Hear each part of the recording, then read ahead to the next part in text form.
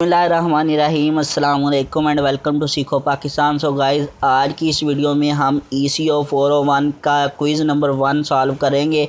इस वीडियो को एंड तक लाजमी देखिएगा ताकि आपको समझ लग सके और आप क्वेश्चन जो हैं उनको रीड आउट कर सकें। ठीक है, तो स्टार्ट करते हैं। तो वीडियो शुरू करने से पहले अगर आपने अभी तक भी हमारा चैनल सीखो पाकिस्तान सब्सक्राइब नहीं किया तो रेड कलर के बटन को क्लिक करके सब्सक्राइब कर लें और साथ में एक बेल आइकन आएगा, उस पर क्लिक करके ऑल नोटिफिकेशन पर क्लिक कर दें। इससे ये होगा कि जो भी आने वाली हमारी न्यू वीडियो होगी उसका नोटिफिकेशन सबसे पहले आपको मिलेगा और आप हमारी वीडियोस देखकर फ़ायदा उठा सकेंगे। तो चलिए चलते हैं वीडियो की तरफ। क्वेश्चन नंबर 1 क्या है कि if marginal utility is greater than the price then consumer will increase.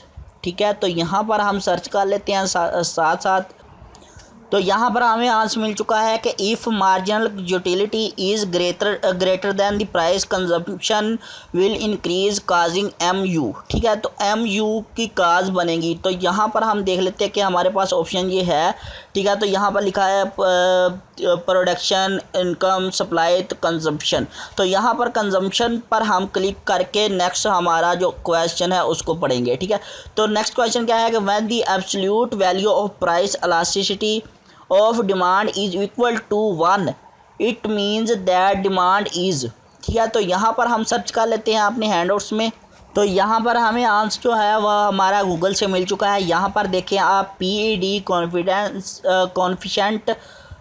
Coefficient equal to 1 indicates demand that is unit elasticity. ठीक है, जो यहाँ पर क्या बता रहा है, यहाँ पर नीचे आप देखें often disregard the negative sign and report the elasticity as an absolute value. ठीक है, तो यहाँ पर हमारे पास जो आंसर आएगा वो यूनिट इलास्टिसिटी होगा। ठीक है, तो नेक्स्ट क्वेश्चन पर चलते हैं। नेक्स्ट क्वेश्चन क्या है कि dash is something sometimes defined as the economic of what is. ठीक है, तो यहाँ पर हम इसको गूगल पर पहले सर्च करके ले लेते हैं।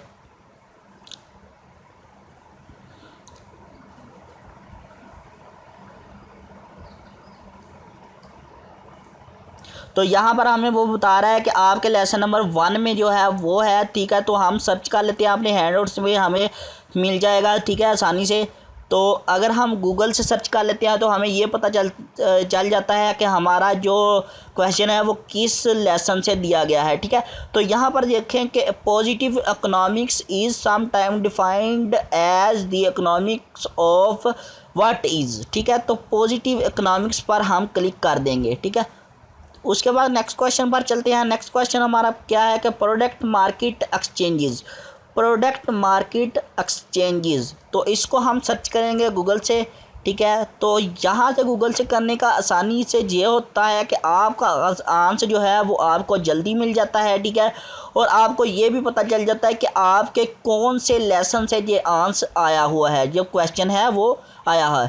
ठीक है, तो यहाँ से हम सर्च कर लेते हैं। यहाँ पर उन्होंने गूगल पर हमें बताया था कि जो आपका ये क्वेश्चन है वो कौन से लेसन से, तीसरे लेसन से। ठीक है, तो हम हैंडआउट से सर्च करते हैं। तो यहाँ पर ये देखें थर्ड लेसन में शुरू से ही हमें बता रहा है यहाँ पर markets used the exchange final good and services. Product market exchanges consumer goods purchased by the house hold sector. ठीक है, तो यहाँ पर हम ऑप्शन देख लेते हैं consumer goods purchased by the house hold sector. ठीक है, उसके बाद नेक्स्ट क्या लिखा हुआ है कि capital investment goods purchased by the business sector and goods purchased by the government and foreign sector. ठीक है, तो यहाँ पर जो हमारे सारे के सारे ऑप्शन हैं वो दुरुस्त रहेंगे, लिहाजा हम all of the given options पर क्लिक करके नेक्स्ट क्वेश्चन पर चले जाएंगे।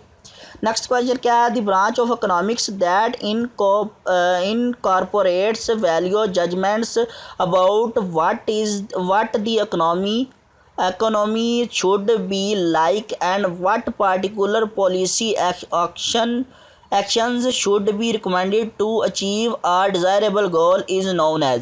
ठीक है, तो यहाँ पर जो पूरी डेफिनेशन है वो दी हुई है। ठीक है, तो यहाँ पर हम देख लेते हैं कि ये डेफिनेशन कौन से चैप्टर में दी हुई है। ठीक है, तो यहाँ पर हमें मिल चुका है शायद, ये देखें नॉर्मेटिव इकोनॉमिक्स। ठीक है, तो यहाँ पर हम अगर अपने हैंडआउट्स में भी सर्च करेंगे, यहाँ से कॉपी करके नॉर्मेटिव जो इकोनॉमिक्स है उसको सर्च कर लेते हैं हैंडआउट्स में भी। ठीक है, तो हमें मुकम्मल तसल्ली हो जाएगी। ठीक है, तो यहाँ पर देखें, normative economics is the branch of economics that incorporates value judgements about what the economy should be like and what particular policy actions should be recommended to achieve our desirable goal.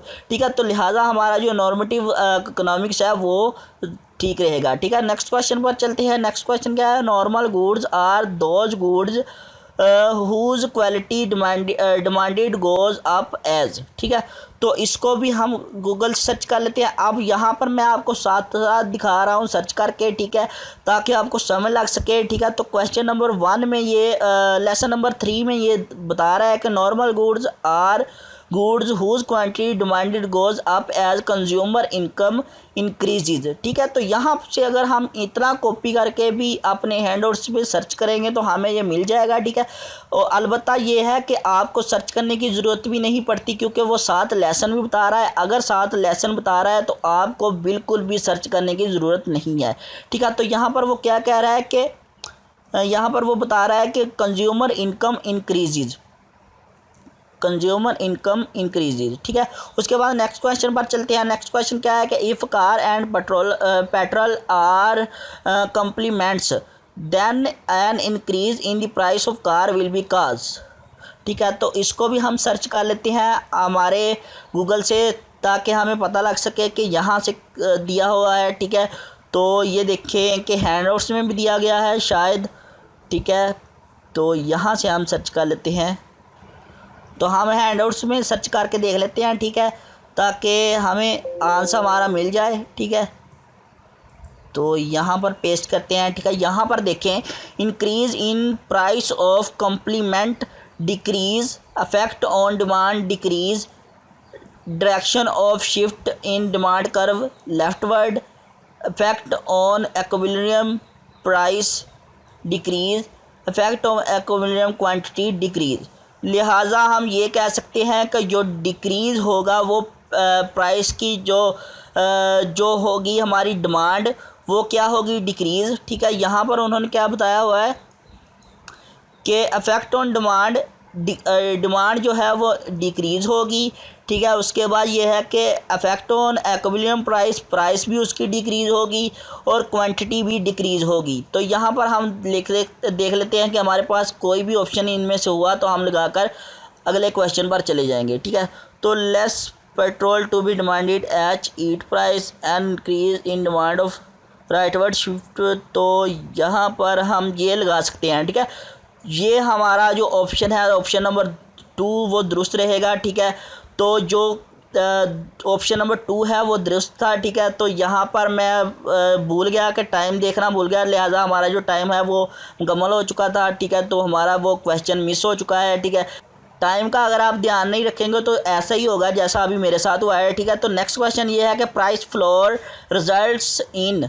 ठीक है, तो इसको भी search कर लेते हैं जल्दी से। टाइम को आप लाजमी ध्यान में रखा करें, टाइम बहुत ज़रूरी होता है सेव करना। ठीक है, तो यहाँ पर हम सर्च कर लेते हैं प्राइस फ्लोर।